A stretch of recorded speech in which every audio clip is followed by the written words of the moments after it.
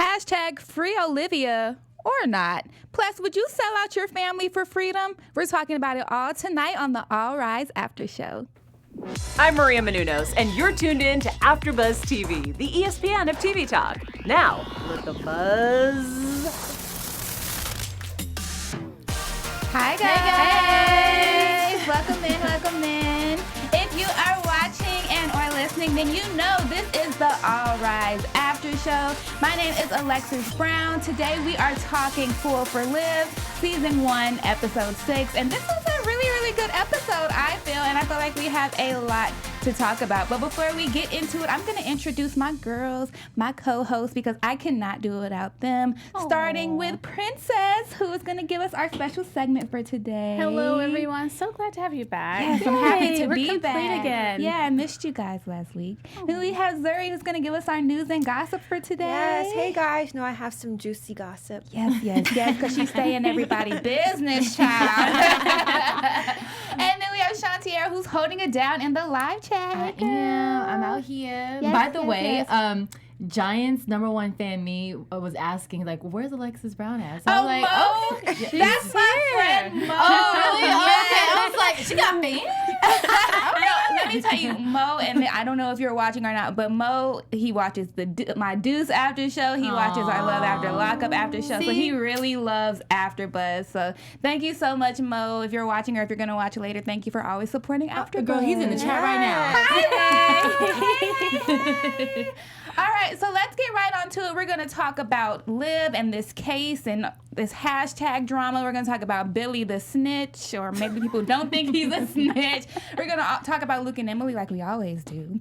And then we got some weird court cases and some news and gossip for you. So let's get right on into it. Let's start off with hashtag free Liv. So we have Olivia McLeland. She was a personal assistant for a TV star named Haley, who was killed by a heroin overdose, so we think. And she's on trial for it by saying that she was the one who injected the heroin into her. And this is a case where we saw how the media and social media and fandom can basically make or break a case. I've talked a lot about how, not here, but with people I know, about how cases can't really sometimes be fair anymore because you have the influence of the media, you have the influence of social media, you have the influence of fans out there who can really affect what a case is. So with that being said, what did you guys think of that case and just this episode overall? The lawyer just irritated me. I feel like he should have been charged with contempt. Like, don't hold back that card. But yeah, I think to me it was just, I really resonated with what Sherri was saying about the control aspect. So I think part of me, it got under my skin in the way that it got under hers. So I think it might have just been that. I don't know. Okay. Same. The judge really got under my skin. It was almost painful to even see him open his mouth. Like every time, just like digging my nails into my skin. But this, what the media reminded me of 6ix9ine's case. Like just every second, like getting updates of what he said and everything. And I don't know how social media has impacted his case, but I can definitely see how today's case that we saw mirrors today's times. Right. Absolutely. I completely agree with both of you. The lawyer was definitely irritating, and I feel like that he was definitely testing Lola, but what I appreciate about her is how she put her foot down. She's still kind of, coming into herself, I believe, as a judge, so it was nice seeing her do that. It was really interesting seeing him, like, how he was trying to influence the jury. So I thought that was interesting, like, waiting till they come out to make his little comments, coming out with the footage, like, stuff like that is messed up, because at the end of the day, it's like, do you really care about justice? Because she was actually guilty. So for me, it was like kind of opening up my eyes a little bit about how these lawyers can really just, it's almost like they just want to win. They don't really care what's really going on. It made me think of something that Zuri said in the past, which was they got Lola's home address. And it made me think about, they have their own elevators, but really should they have someone that's dedicated to watching their home, especially during high-profile cases? So it just took me back a couple weeks ago when we were talking about that. Interesting. Kind of going back to, I know we all were super irritated by Attorney Price and how he handled things, but aside from just him being just terrible, do you think that it was a smart approach for him to use the social media and the fandom aspect of it to try to win this case. I think so, only because it's real life. I mean, you see stuff like this going on, so I think that they're trying to pull from, what's really taking place. I think it was good, too, because she's a new judge, so she doesn't have too many big cases under her belt. He also didn't have much of an argument. Like, heroin's a hard drug to be doing anyway, so when you're trying to prove someone not guilty for doing heroin, I feel like your back is already against the wall, so he did what he could.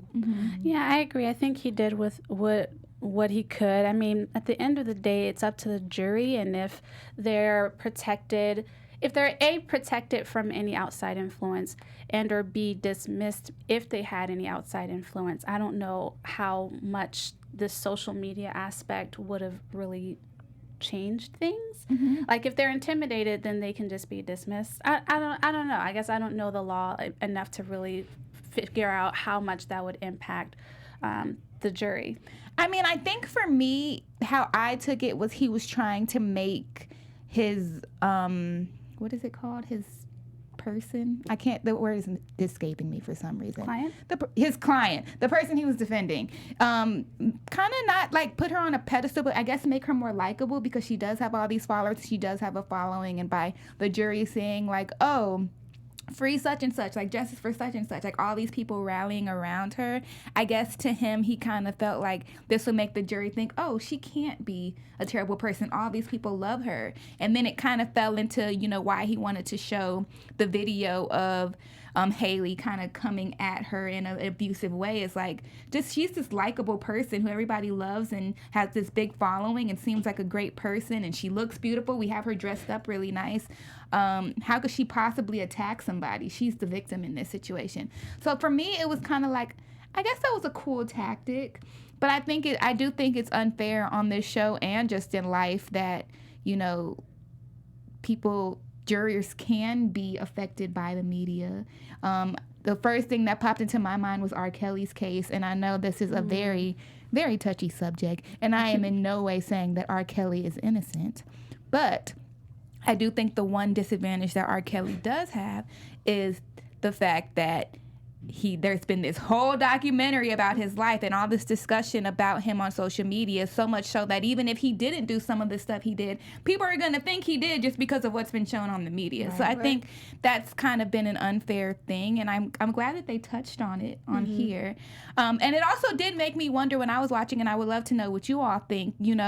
I think this is the only case so far in this show where I didn't automatically choose a side, because the whole time I didn't know for sure if she didn't do it or not. Right. Yeah. For me, I was wondering if she was gonna be found guilty. I thought so only because of how annoying the lawyer was, Price. So I was thinking he's probably gonna ruin this for her, just because of how he was coming off. Did I think that she was gonna be guilty? I mean, honestly, no, I didn't. I feel like we didn't get much action outside of him. Like, I feel like we saw more of him than we actually saw of, like, the facts. And we only saw the other lawyer speak a few times in the courtroom. So I honestly didn't even have a bias. I think even the first 5 minutes, I was still kind of figuring out what exactly am I watching. Yeah, we really didn't hear from the defendant, I guess that's what she is. We really didn't hear from her. I mean, she looked great. I did want to mention that. But actually, I think everyone's makeup, I really liked the makeup this episode. But yeah, I don't think we really got a chance to hear from her, so I wasn't sure what to think either. And I guess that's because this court case was really about the lawyer and less about the defendant. So, or to Zuri's point, I barely heard from the prosecution. We didn't really hear his evidence until the very end, and it made me wonder, has he just been sitting on this picture the whole case? Or did he find it out towards the end of the case and just kind of lucked up with the fact that he found it? It really made me wonder, has he had this evidence the whole time? And if so, why wasn't it put out sooner? And is it just because they wanted to really just shine the light more on the fact that the defendant's attorney was just annoying? What do you guys think? I feel like it was just shining a light more so on what we've been wanting to see from Lola, her put her foot down. So I think it was more of like a Lola transition than it was like an actual about the case. Yeah, I completely agree with you. Same. Yeah. Another thing that I was wondering, and I just completely lost my train of thought. Let me get it back. I don't know why. I just went blank. I'm just gonna move on because I went blank. Wait, but before you do, I want to mention something. So my friend Mo. Hi, Mo. Where did that lawyer say he was going after his client was on the bus to LA County? Did he say a wine tasting? He was going event? to like some sort of menu tasting or something. Yeah, something fancy. And that thank you, Mo, because that completely brought back what I was trying to remember. So Mo. Yeah, the Mo for the win. But do you think, as far as Attorney Price was concerned, do you think it was strictly just about winning this case for him? Or do you think it was more than that? Do you think he really was just trying to come for Lola? And if you do think it was just because he was trying to come for Lola, why do you think that is? I think it was more of him. Even at the end, I felt like his conversation with her was never... to me, it just gave off it was never personal. It was just because I just want to win. Okay. So that's kind of where I thought he was just sleazy from the get-go. And even the fact that he just went out for dinner, even though this poor girl is about to pretty much lose the rest of her life. I just feel like... She is a murderer. I mean, she is. I'm just saying, like, he's not thinking about his client and their humanity. Yeah. He's thinking about, well, I got dinner reservations. So, you know, I think that just showed more of his character. Right. So, yeah. Okay. I think it was a bit of both. He obviously has a really big ego, but I don't think that he would have tried that in a seasoned judge courtroom. Yeah. So I think he was just really just trying to hit all angles where he could, but yeah, both. I completely agree. I think it's definitely a bit of both. But the fact that he, like I said, going back at the beginning where I was saying that he waited till the jury came back out to make his little comments, and then with him even just showing the video, to me, he doesn't have any type of respect for Lola. That's obvious, but I really also believe that he just really wanted to win the case. Yeah. And I understand that's how it's for a lot of lawyers. They want to win, but at the end of the day, like I mean, they're paid to win. Right, right. And so, are. and I think Lola even said, like, don't you care about justice? Like, I could have swore she said that. She did. And I Yeah, think that so- his response showed how he thought about the justice system in general. So maybe Lola was just like the symbol in this situation, was an example of just how he feels about justice in this nation as it is, you know? So nobody thought it was like because she was a woman or because she's black. That's good. That. I mean, like I said, I think because she's not a seasoned judge, I think that he did that. I think that could also have played a part in it because basically who is she? So I can see that too. Nice. That's good because not everything is about race, I guess. Well, I thought that he had like a history of being this type of person, or I thought at some point someone brought that up, that he's that type of lawyer. Yeah.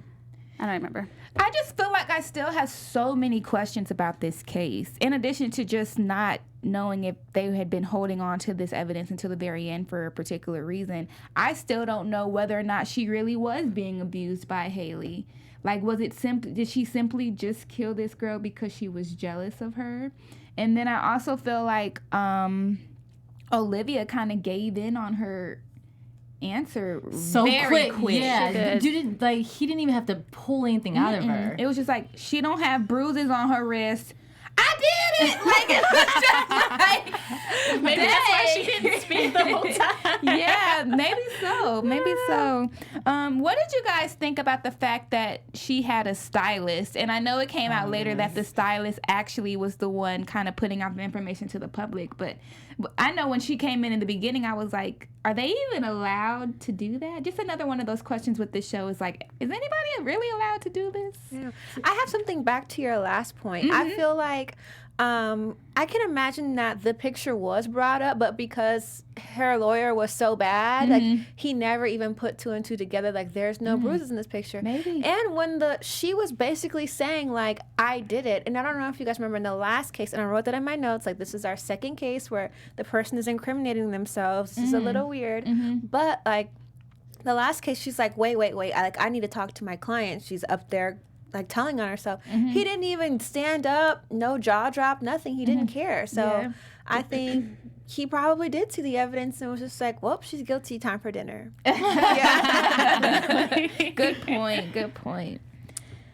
So what did you guys think about when it did come out that the stylist was the one putting out the information, and how do you think that the court reporter was able to put two and two together like that? I don't know how she was able to put it together. I wasn't really sure about her role. I was like, okay, I didn't really see the point of it. I mean, That's the fact that fair. Right, the fact that she had a style, I'm just thinking, for what, girl? Yeah. Like, but maybe she just had that feeling because she was on her phone a lot, so maybe she just tested her. Yeah. But the minute she did that, I was like, okay, she's probably the one that took the picture. I mean, it was kind of obvious for me. Okay. Well, I think we saw a few episodes ago too that what the person wear means a lot. That guy with the beard, remember he shaved his beard, and that was like the turning point in his case. So I can understand needing a stylist, especially because you're an influencer too. So that also takes away her credibility if she were to walk in there in a JC's Penney's 2-piece suit, like this girl's been fake the whole time. So I completely agree with that, and I understand. I guess the fact that she's kind of like lingering around at the courthouse, like it's like, girl, get her ready, and then Go home. and then go home. Like, why are you her outfit? Right? Why are you hanging out at the courtroom? Like, and then she even left with bags Last minute and touch-ups. like it looks like an outfit. I'm like, Well, it was for her outfit? brand. She had to be seen to at be the the courthouse thing. for the Okay. brand. That brings another point too. I guess that with that being said, do you think that the attorney hired her specifically for that reason, or do you think that was just her way of getting her followers up? I think it could be twofold. I think she could see it as she's getting her followers up, but I think he probably paid her a pretty penny to also do that. And who knows, they might have this long-standing relationship where that's kind of Their thing. that's their thing. So I could see it being a little bit of both. Okay. Yeah, I mean, I feel like it's all like moving pieces. Like you have to play the part. If this girl's like, the picture that's being painted of her is that she's a nice girl, really likable, well-dressed, personable, then she has to have everything. Yeah. Unfortunately. She's a criminal. What did you? Go ahead. Oh, and so I was just gonna jump in the chat real quick. Yeah. Hey, Cameron. And then Mo was saying that when Lola told the jury to disregard the lawyer's comments when they walked in, how can a juror just unhear that? Right. But and obviously, like, they can't. But with her telling them to disregard it, they just can't take that into account. Right. But it's I also guess like, They've how done it can on the you? show before. But it's like, how can you not when you hear that? Yeah. Right? I always think that too. I think she said that in the last episode too, when they when the whole lockdown happened, and it was like, I can't unsee that. Like, I'm still gonna think what I thought because this just happened. I'm like, oh, this didn't happen anymore. So that's a good point too. I would have never thought about that. Yeah, I thought she was going to question people the way that she did in the previous episode too. I don't know. What did you all think about Lola's address getting leaked? Why do you think that was a thing? Like, what do you think people would have been doing with it, or why it was a thing? I don't know. I almost feel like that they just did that to kind of get us to see her relationship with Sherri, which I'm happy that she started to really open up this season. Because I feel like she's growing on me. I like her. But I don't really see the point of that. It's like, who would leak it? Who would leak it? Yeah. The whole thing, this whole episode for me was like her being a hashtag and her being in a magazine and then people wanting her address. It's like, are people really like that with judges? I don't know. There are some obsessed fans out there, though. Yeah. I feel like because she was being painted as the villain, like social media took it to like, you're about to incriminate, you know, passionate people get. Yeah. And like, I feel like they were just painting that she was a bad person, so people were taking it into their own hands kind of to like make sure justice was served. Yeah. Kind of like what we see today too. I feel like people go to the extremes or...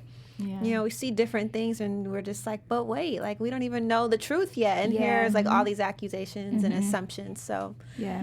I feel like I wouldn't be surprised if Judge's address really got out, like a big profile. And we could just be too young. This could have happened in like some other trial that we don't even know about. But yeah. Because I'm trying to think of like all these celebrity trials that pop up, and it's like, I gotta know the judge's address because I need to handle this. But I'm also not a crazy fan for certain people. I love Beyonce, but I don't think I would show up at her judge's house. All right. Well, before we move on, Shantier, do you have a message for our viewers? I do. I just want to say that thank you guys for making us the ESPN of TV Talk. If you guys are on YouTube, make sure you subscribe, give us a thumbs up. And if you're on iTunes, please give us 5 stars. We actually can't take anything less. So 5 is the only option. We just want to again thank you for supporting us and allowing us to do what we love. So thank you. Yes. Thank you for watching. Thank you for that message. And for the people in the live chat, keep talking to us because we see it and we want to know what you think. All right, let's talk about Billy the Snitch. The whole time I was watching it, I was like, I can't believe this man is snitching. But I wanted to know what y'all thought. If you were in that situation, your freedom or your cousins, what would you choose? That's tough. But can I just say that I cannot stop saying Benny and Kenny. They said Benny and Kenny so much. Today, I'm like, those are the 2 names I remember the most. I'm like Benny and Kenny. Yeah. That's look, I'm just gonna be honest. Like, I probably wouldn't have snitched. Yeah. I feel like snitches get stitches. And I wouldn't have done it.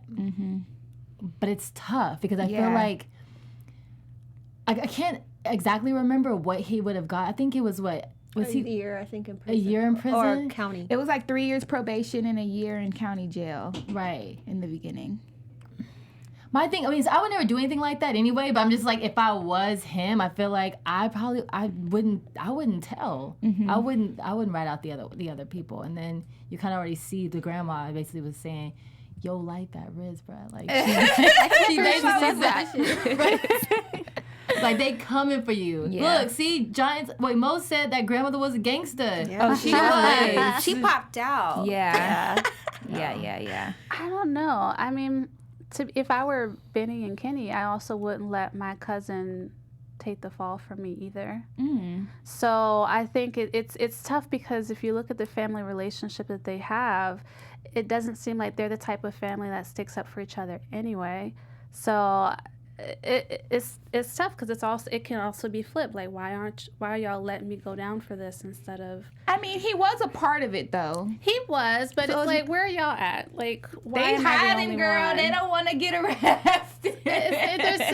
There's so much. I guess to me, I think there's so much selfishness on both sides. It's really hard. Yeah, it just makes you wonder if Benny and Kenny, if the roles are reversed, would they hold it down or would they snitch to be free? I don't know. What would you do, Sherri? I would not tell. Okay. I would just take that jail time. I definitely would have fought for more, like a lesser sentence. I probably would have low-key cooperated on some other cases. Like, that's not us, but we were thinking about it. I don't know, something to like get my case my time a little lower, but I wouldn't have snitched just because I knew what I was doing. Like, I did this. It wasn't my first go around, so that karma was coming back around either way. Like, whether it was this case or the 5 cases ago, it was coming around. So especially for the things that he's done in the past, like a bank robbery, like, you didn't take that 1 year as a slap of the wrist and keep going. Look. And that was my thought too. It's like you said, I can see it. He was just taking the fall for something that he didn't do. But even then, I don't think I would snitch. But at the same time, you were right there with them. You just didn't. You got caught and they didn't. So is it really fair that you throw them under the bus to protect yourself? But at the same time, I've never been in a position where I could be facing some jail time. Right. Same. And that's so- going to live with him forever versus them. They got off scot-free. Like, Well, they said sorry that for it wasn't your going to be on his record. I think that was another stipulation. Yeah, that was part of the deal. Yeah. Is that it And wouldn't you be got on his 3 record. years 3 years probation? So I if think he that's didn't the biggest get the deal, drive. then it was going to be on his record then, right? No, if he took the deal, then it wouldn't be on his record. But if he didn't take the deal, then it would then be he on his would he record. still would have done jail time. It just would have been way more. And they still could have found a way to find Benny and Kenny. I feel like Benny and Kenny gonna still come after him. Just saying. I mean, because Yeah. the vet, the relatives. right? The feds came. Grandma saw. Grandma Grandma gonna snitch. Yeah. So yeah. Even though he tried to go back, it's like it's too late. You already. At this point, Grandma already knows that that She got that address book too. She gonna tell everybody. And so the fact that they did find something at the grandma's house, how does that work now with him kind of going back and saying that he doesn't want to tell? Is it too late because they did find the evidence? Well, I think he did end up telling. He just didn't want to tell before actually knowing, okay, I'm not going to go to jail. So he got the 3 years probation, but he didn't have to go do the 1 year in county jail. But now he's going to have to deal with his cousins and his grandma. And it's like, which is worse, that year in jail? Or I guess it would have been more if he didn't take the deal. But at the same time, Benny and Kenny sound like they some big dudes. Right. Who They are sound okay scary. with doing some bad things. Look at the grandma. Like, she rolling up like, what's up? So what you think his cousin's going to look like? And I think also I don't want these problems. just having This is to live, complicated. looking over your shoulder. Like, Yeah. you know, like I feel like that. We said I've never been to jail. I've never been facing jail time. Yeah. But even as a woman walking across the street, you're like nervous. So I couldn't even imagine like every day just wondering, are my cousins and my grandma and whoever else like watching me? Yeah. I want to say, just as a side note, I really want I really want our lawyers to get therapy.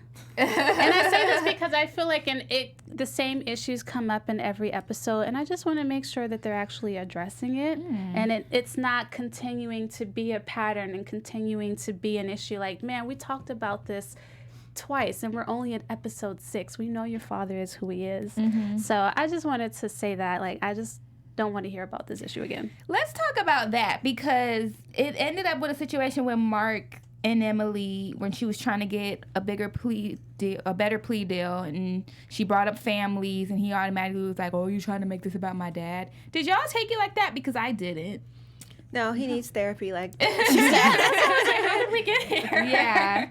But then it also was like, and I feel like this about this show altogether, because it seems like all these people are friends, but they go up against each other and they're helping each other, and it's like, how can you really be working with a prosecutor as a public defender with someone who you're obviously close to because they know all of your business? It's like, I feel like, is there not in the justice system, and maybe it's just a show where there's like a conflict of interest? Like, okay, y'all are really good friends. Maybe they shouldn't be the prosecutor on your case. Like, I think that makes so much sense, but I couldn't imagine the justice system going that like far. Like I couldn't imagine them caring that much. Like, That's true. it's a mess already. It's imploding on itself. So I can't imagine them like taking the extra time saying, actually, they're friends. Let me do the extra work to find someone else. But even like somebody like Judge Benner, who knows Mark's relationship with Lola, that they meet up in this stairwell every day or however much they do it, and knows their relationship, but yet and still his boss is the person that's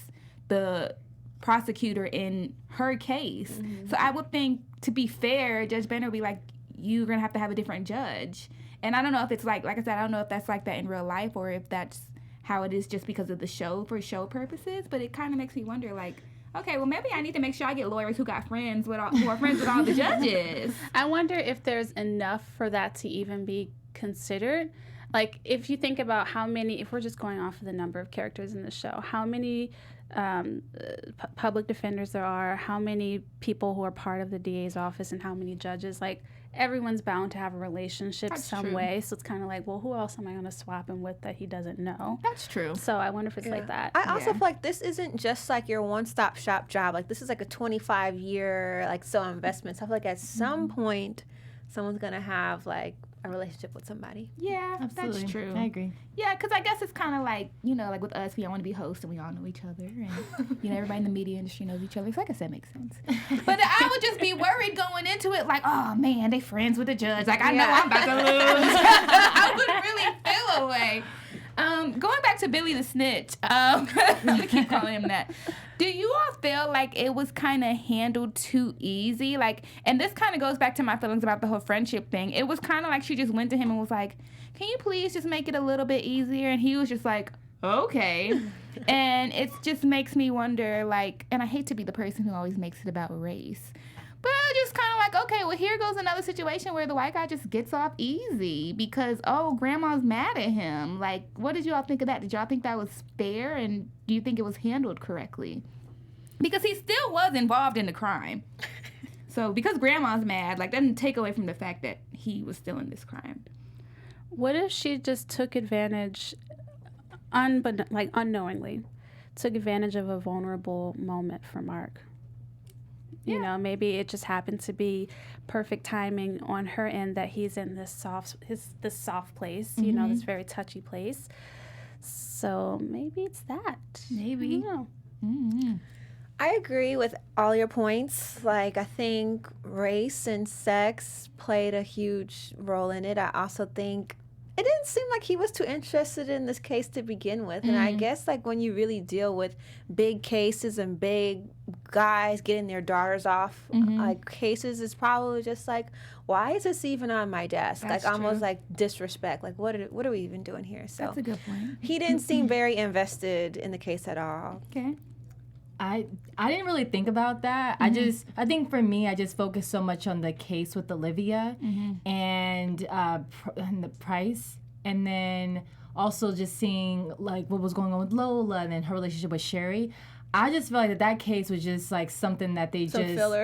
honestly, yeah. Because I think that we with every episode, I mean, yes, there has been 2 cases kind of going on, Yeah, but this Mark's case and Lola's case. right. But I think with this one, just a little bit different. So I just thought that they just didn't have time. Like they were running low on time. They had to just they were like, hey, we're gonna cut this scene. We're gonna have to make this shorter. So I thought that's what they did. So I don't think it had anything to do with race. Okay, so you think it was a writing thing? Yeah, I think it was a writing thing for sure. Yeah, I kind of felt like that going back to Olivia's case. Like, they were like, well, somebody has to win or lose, so let's throw in a picture. And then just have her admit to it after the picture. It's always those pictures. Yeah, it really is. Like, somebody just happens to find a picture, and here we are. We won the case. But I love this show. I don't want y'all to think I don't. I just be calling a spade a spade. Okay, so let's talk about Luke and Emily, because they've just become their own topic at this point. They finally kissed. Oh my gosh. Well, Emily decided to shoot her shot. Yeah. She did. And she wasn't playing. Mm-hmm. You saw how she grabbed him. Yeah. She grabbed the back of that neck. She been wanting to do that. Yeah. Yeah, I was here for She it. was really pushing for it this Yeah. episode. She asked for like 3 dates in this episode. She's like, She oh, put I them can in come for a on your date. kiss. She- Yeah. I love it though. I love it. She got all dolled up too. I liked her outfit for the date with the couple. She That's the didn't best look she's looked. like Yes. Ross. Yeah. Not even Ross Goodwill. Yeah, she didn't look disheveled. Right. Yeah, she got a curling one. She was like, I'm about to look real cute. I feel like that's been something I've been seeing a lot lately. Like, although it's cuffing season, it's been like Girl. a woman shooting their shots. What do you guys Yo. think? My friend Nakia, she's one of the hosts here. She says it, shooting your shot all 2019. Yeah. I'm still like, I can't just yet, but That was my It's- motto too, but I got swerved a little bit more times than I'd like to. Lexi, you to. shot your shot. I'm actually a good shot shooter when it comes to that, because I'm just very open to just going to talk to people. But I've actually been getting swerved lately. I can't take the rejection no more, y'all. Princess, what do you think? Should women shoot their shot? make the first move. There's part of me that I need to know that you're seriously interested. Yeah, like in this case. Right. There's some sort of commitment. Mm-hmm. And then I say shoot your shot. Like, I think he had proven himself. Yeah. So I think he was worth the shot. But if it's Yeah. a situation where you're like, I'm still not sure, then I'm just going to stay on this side. She kind of met him halfway. He She had been did. kind of pushing, and I think that episode where he was upset about the police work and he wasn't really like fooling with her, that's when we really saw the reversal of her, where she was like, oh, let me try a little harder. And then this is the episode where she was like, look, I ain't waiting no more. Like, I'm going to go after what I want. I was Yeah. actually, I think even when they had the double date, I mean, we already know that she's into Luke, but even how she was just trying to downplay it when they were on their little double date, I'm like, girl, you know. Yeah. All right, she was denying eye contact. Right, she was. Stop it. Because you can feel when somebody's staring at you, and he was staring. He Yeah. was undressing her with her eyes. Well, I'm proud of you guys, because I'll like you for 10 years and not say a peep. I don't know why. I think in this case, like she said, as long as he's showing some sort of effort and you know, okay, if I shoot my shot, you know, he's not going to block it. He's Right. going to just let me keep shooting my shot. But I don't know. We'll see. All right, let's get into our special segment, Weird Court Cases. Yes. So this week, I actually identified with, I guess it's the plaintiff. So in 2009, according to The Guardian, Trina Thompson of New York sued Monroe College, which is where she went to college, for tuition, which is about $70,000, because she was unable to find employment for a year after graduation. She also sued them for $2,000 for stress. I would have sued them for more if you're going to go that route.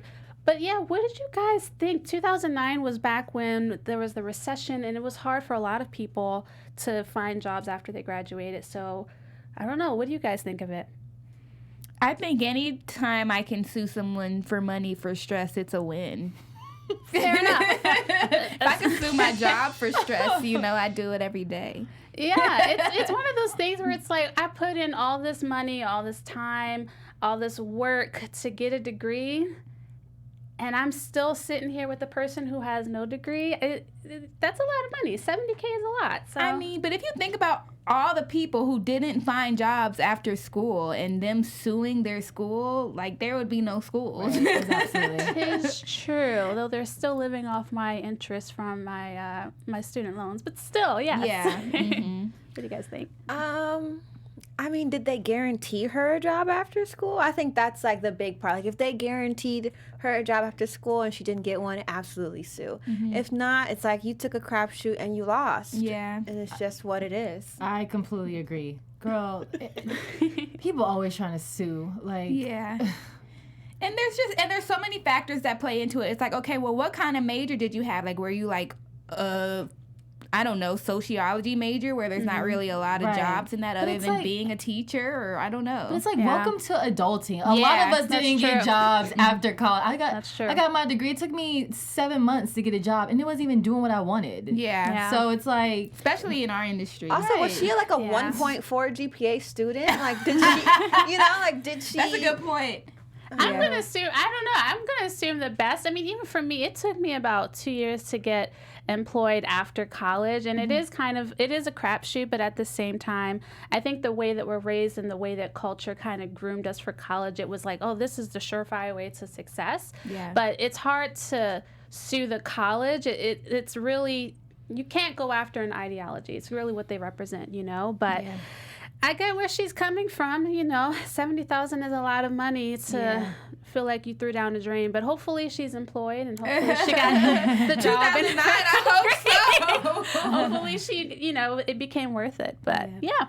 Nice. Thank you for that. Yes. Let's get into our news and gossip. Yes. So I made it a little more juicier than it was in the beginning, but it's not that juicy. Sorry, guys. It's on Jessica Camacho. She actually wanted to study law, and I was like, wow, I think that's such a full circle moment to be on this show. She said that she wanted to study law because she would be able to advocate for people who really couldn't advocate for themselves. So this show is actually a really good fit for her, because in the interview she talked about how they're a family on set and how they get to talk about real court cases and how they're so thankful to be able to bring those to life and relive people's stories. Nice. And it was way less money to get this job than going to law school. Right.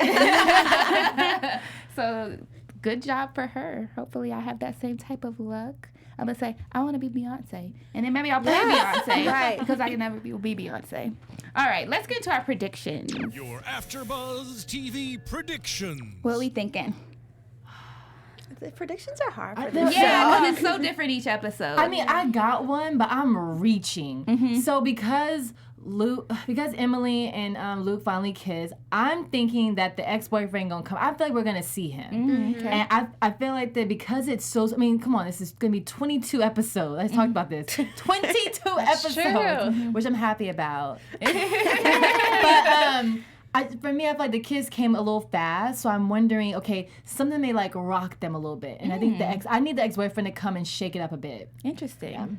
I think we're going to see Sherri have a meltdown. Like, I think we saw like a look into her personal life, but we also didn't see a family there. There was nothing. So I feel like we're going to see kind of like a Judge Benner. Like how when she like came out, we didn't know that she was a lesbian, and she also got broken up with and kind of came in tears. So Sherri's on the way. Okay. Good one. I agree with Emily and Why can't I think of Luke. How can I forget Luke? I agree with Emily and Luke. I think that her ex-husband is going to come back, and I think that Luke is going to defend her, and she's going to love him even more. Aww, Yeah. that's so beautiful. One thing I kind of was wondering about Emily and Luke when I saw them have that kiss, because they had it in the courthouse. I wonder if it's going to be an issue that, because they work together and they're in this same world and environment, if that's going to be an issue in their relationship. Are they going to have to hide it? You know, can they be open with it? It seems like everybody pretty open about relationships on this show. So I'm interested to see, this is more so, I guess, just me wondering than a prediction. What's going to happen with that side of their relationship? And then I say the same prediction every week. Are we going to finally see an episode where everything doesn't end the way we hoped it would, where there's going to be some disappointment, or there's going to be something that kind of shakes things up and it doesn't work out the way they should? Because honestly, like you said, 22 episodes, I don't know if I want to see 22 episodes of them just always winning. True. I know I don't want to see 22 episodes of random people yelling in court. Yeah. I wrote that down, like, another one? Yeah. Sorry. Or 22 of Mark complaining about his father. Yeah. There's just a lot of things. I'm happy it's getting 22, That's a but good enough. point. If they're going to keep bringing up his father, then we need to see some resolution, or him having that conversation. Something. Or I'm going to I'm still that now. That's my prediction. All right, guys. Well, this has been so fun, but we have to get out of here. But before we go, ladies, let the world know where they can find you. You guys can find me on Wednesdays, The Masked Singer at 7, and Thursdays at 9 for Evil, and on Instagram and Twitter at Sean Tierra. You guys can find me on Instagram and Twitter at Zuri Shalise. You guys can find me on Wednesdays on the Almost Family After Show, and then we're also starting an after show for Hallmark movies to count down for Christmas. I know, it's starting on Sunday. And you guys can also find me on Instagram and Twitter at PrincessCTV. Nice. And you guys can find me on Twitter and Instagram at I am Lexi Fierce. That's IamLexiFierce. And if you're just in an AfterBuzz mood, you can check me out on The Deuce at 10 o'clock tonight. We want to see you in the live chat there as well. And until next time for All Rise, bye. Our founder, Keven Undergaro, and me, Maria Menounos, would like to thank you for tuning in to AfterBuzz TV. Remember, we're not just the first, we're the biggest in the world, and we're the only destination for all your favorite TV shows. Whatever you crave, we've got it. So go to AfterBuzzTV.com and check out our lineup. Buzz you later. The views expressed herein are those of the hosts only and do not necessarily reflect the views of AfterBuzz TV or its owners or principals.